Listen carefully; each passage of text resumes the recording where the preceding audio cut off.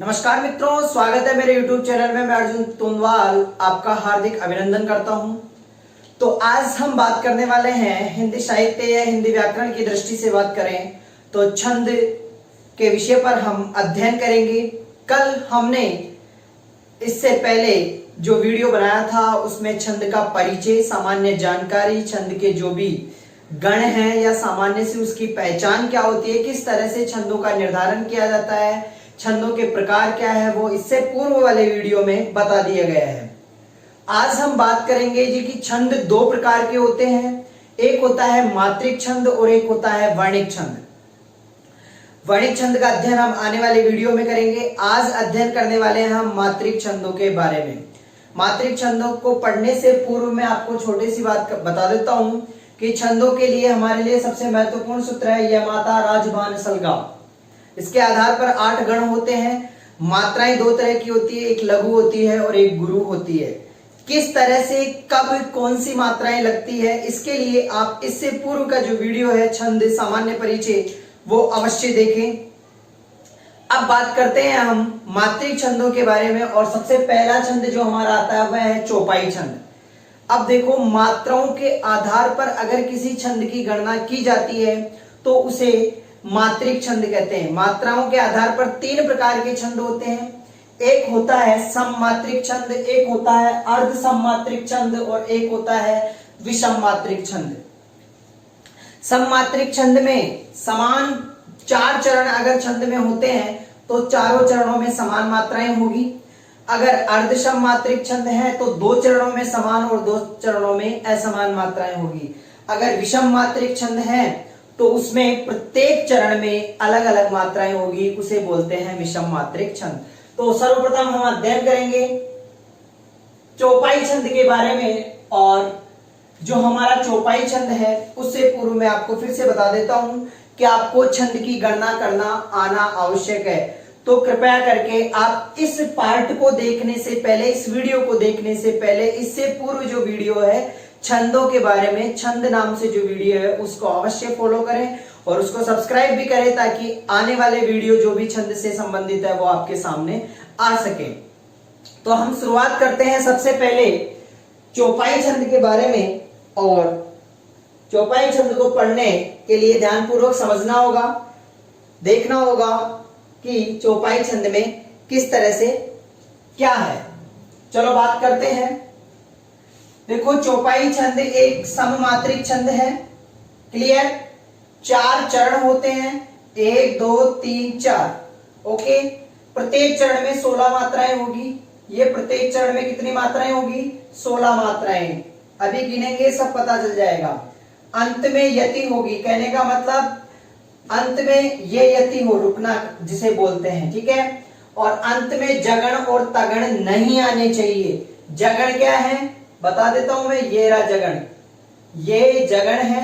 और तगण क्या है? ये तगण है। क्या है तगण में? क्या आएगा? एस एस आई, ठीक है। ये दोनों अंत में नहीं आने चाहिए। क्लियर? तो चौपाई छंद को पढ़ने से पूर्व परिभाषा देखिए दोबारा। सममात्रिक छंद है, प्रत्येक चरण में 4 चरण होते हैं और प्रत्येक चरण में 16 मात्राएं होगी। 16 16 16 16। अंत में यति होगी और अंत में जगण और तगण नहीं होने चाहिए। तो मात्राओं लगाने की शुरुआत करते हैं हम। लघु लघु लघु लघु, गुरु लघु गुरु लघु लघु लघु, गुरु लघु लघु। आप देखो कि लास्ट में पहले तो जगण या तगण है क्या? 551 या 151 नहीं होना चाहिए, यहाँ 511 है। अब मात्राएं गिनते हैं। इसकी गणना जब लघु की गणना करते हैं तो 1 में गिनी जाएगी और गुरु की जो गणना होती है उसको 2 में गिना जाता है। क्लियर? तो मात्राएं गिने 1 2 3 4 5 6 7 8 9 10 11 12 13 14 15 16। क्लियर?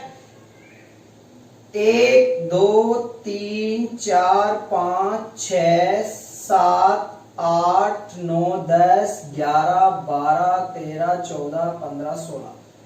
सभी मात्राएं सही है। आगे देखें, मात्राएं लगाने के लिए मैं फिर बता रहा हूं आपको कि इससे पूर्व जो मात्राएं लगाने का वीडियो मैंने समझाया था किस तरह से, इससे पूर्व वाला वीडियो अवश्य देखें या छंद भाग 1 अवश्य देखें। ठीक है, धन्यवाद। आगे देखते हैं, इसमें मात्राएं लगाते हैं। आ की मात्रा, इसमें बड़े की मात्रा है, बड़े ऊ की,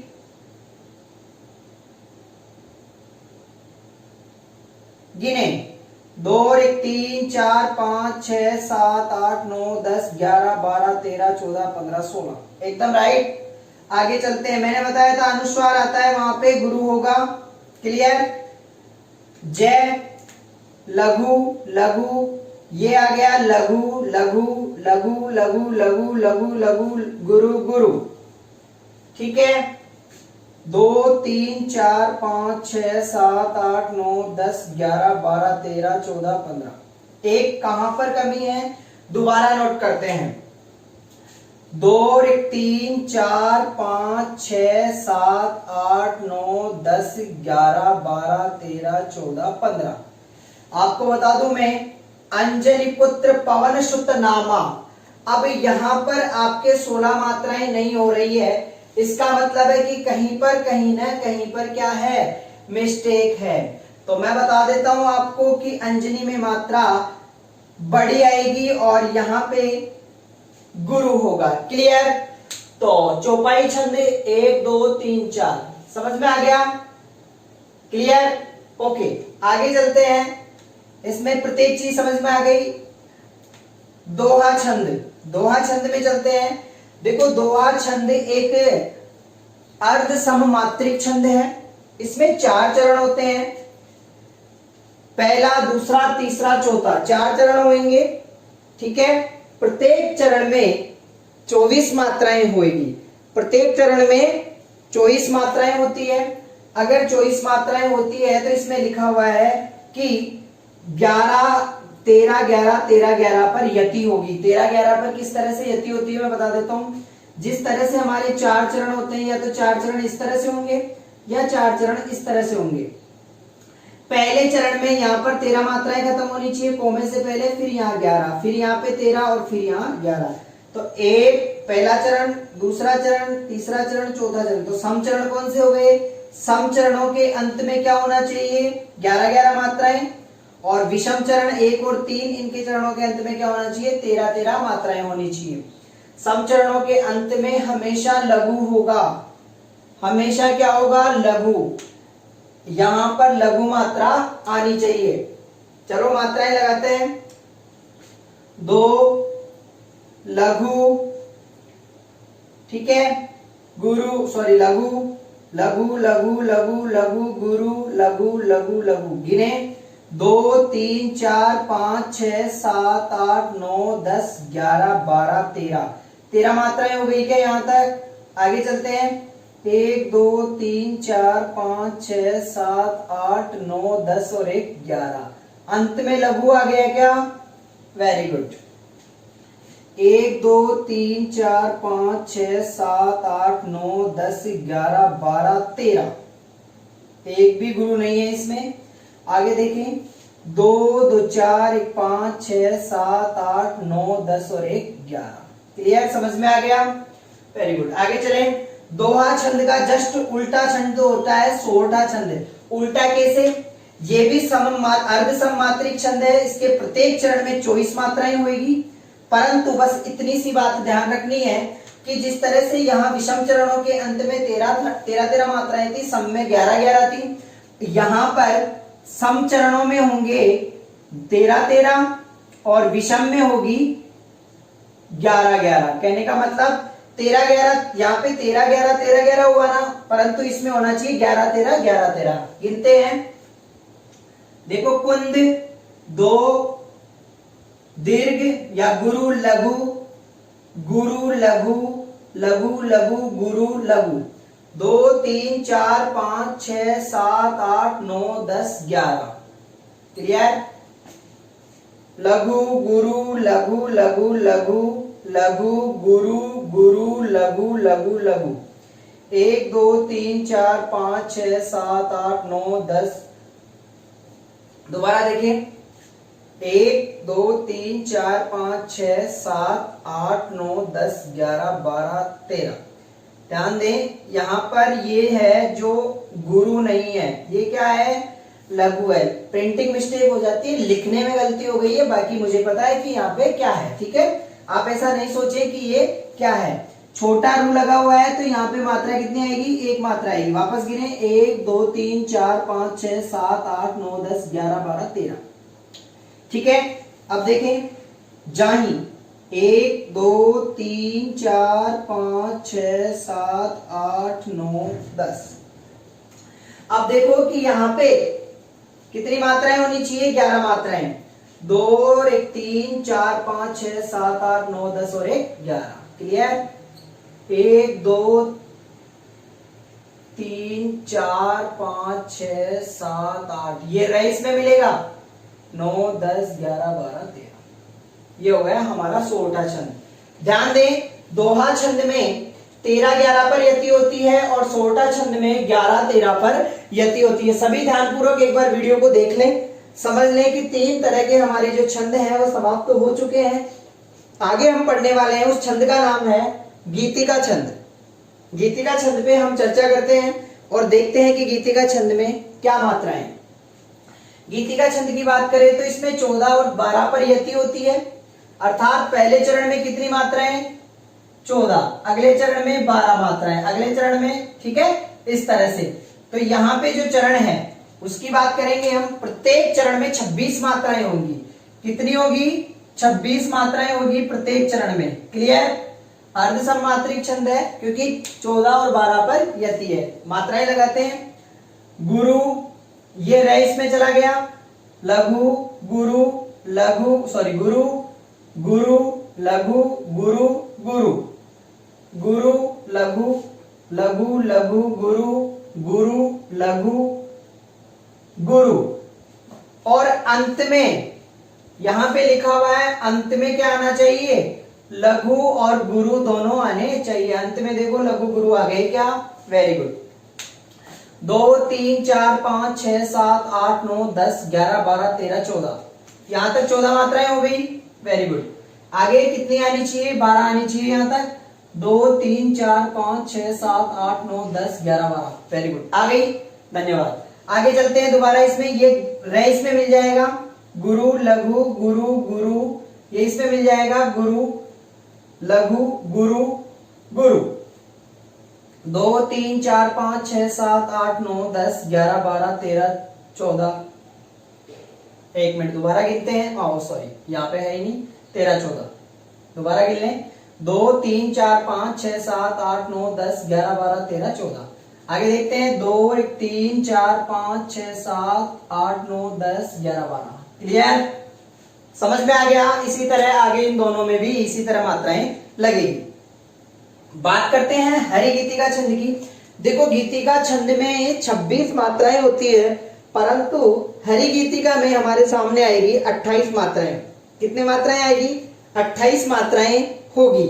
हरि गीतिका छंद भी एक अर्ध सममात्रिक छंद है और इसके अंत में भी क्या आएगा, लघु और गुरु आएगा। तो ध्यान दें आप सभी कि अंत में क्या आएगा, लघु और गुरु आएगा। यहाँ 14 12 पर यति है, परंतु यहाँ पे कितनी है, 16 12 पर यति है। अंत में कितनी मात्राएं होनी चाहिए, 28 मात्राएं होनी चाहिए।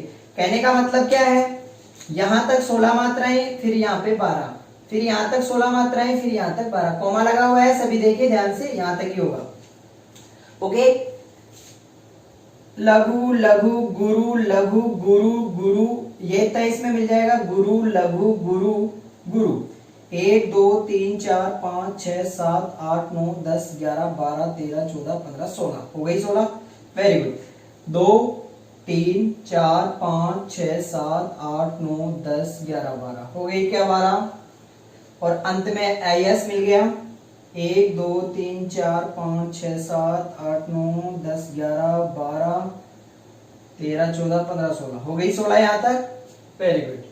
2 3 4 5 6 7 8 9 10 11 12, हो गई 12। तो आपको हरि गीतिका छंद में समझ में आया क्या करना है। देखो मैं इसकी पहचान बता देता हूँ, एक आपको बहुत ही खतरनाक गीतिका छंद की और हरि गीतिका छंद की। हरि गीतिका को 4 बार लिखो, हरि गीतिका, हरि गीतिका, हरि गीतिका, हरि गीतिका। ठीक है, मात्राएं लगाएं 1 2 3 4 5 6 7, 7 मात्राएं एक में लग रही है। 7 7 दूनी 14, 7 21, 7 चौक 28। हरि गीतिका को 4 बार लिखेंगे तो पता चल जाएगा कि 28 मात्राएं। अगर गीतिका बात करनी है तो हमें एक हरि को हटाना पड़ेगा। ठीक है, तो 28 में से 2 मात्राएं चली जाएगी तो कितनी रह जाएगी? 26 मात्राएं। तो अगर गीतिका छंद याद करना है तो हरि गीतिका को 4 बार लिख के एक बार हरि हटाना है, और हरि गीतिका याद करना है तो 4 बार हरि गीतिका को लिखना है, ताकि हमें मात्राओं का पता रहेगा कि गीतिका में हरि नहीं आएगा और हरि गीतिका में हरि आएगा। अर्थात इसमें 26 मात्राएं और इसमें कितनी? 28 मात्राएं। Very good. बात करते हैं बरवे छंद की। बरवे छंद भी में 12 और 7 पर यति होती है। ये भी अर्ध सममात्रिक छंद है। इसमें 12 और कहां पर यति होगी? 12 और 7 पर, 12 और 7 पर यति होगी। ठीक है, और टोटल मात्राएं कितनी होगी? 19 मात्राएं होगी। क्लियर? यह अंत में जगण होता है। अंत में क्या होता है? जगण। जगण का मतलब देखो यहाँ पे क्या है, ये रहा जय गण। 151 आना चाहिए लास्ट में। देखो लघु गुरु लघु, इधर भी यही आना चाहिए, लघु गुरु लघु। आया क्या? ये जगण है। देखो मात्राएं लगाते हैं 1 2 3 4 5 6 7 8 9 10 11 12 हो गई यहां तक 12। आगे 7 आनी चाहिए। गुरु लघु, ओके, 2 3 4 5 6 7 हो गई। ये रईस में मिल जाएगा गुरु लघु लघु लघु लघु लघु लघु गुरु लघु लघु। 2 3 4 5 6 7 8 9 10 11 12 लघु लघु लघु 1 2 3 4 5 6 7। तो आपको समझ में आ गया होगा कि हमने 6 प्रकार के छंद पढ़े हैं। यहाँ पे 6 मात्रिक छंदों में आपने देखा होगा कि चौपाई छंद, दोहा छंद और सोरठा गीतिका छंद या हरि गीतिका छंद, बरवे छंद सभी क्या है? सम है। कुछ एक छंद यहाँ पे सममात्रिक छंद है, बाकी सभी क्या है? अर्ध सममात्रिक छंद है। तो देखा कि सममात्रिक छंद कौन सा है? चौपाई है। बाकी ये सभी क्या है? अर्ध सममात्रिक छंद है। इस वीडियो को देखने से पहले, छंद से इससे पहले भाग 1 आया है, उसको अवश्य देखें। उसके बाद आप इस वीडियो को देखें। छंद के कम से कम भी नहीं तो 5-7 वीडियो आएंगे कंटिन्यू देखने के लिए। या इसी तरह से आपको समझना है, मात्रिक छंद हो या वर्णिक छंद हो, आपको अगर समझ में आया है तो चैनल को सब्सक्राइब करते रहें, ताकि आगे भी मैं आपके लिए इसी तरह से वीडियो लेकर आ सकूं। तो इस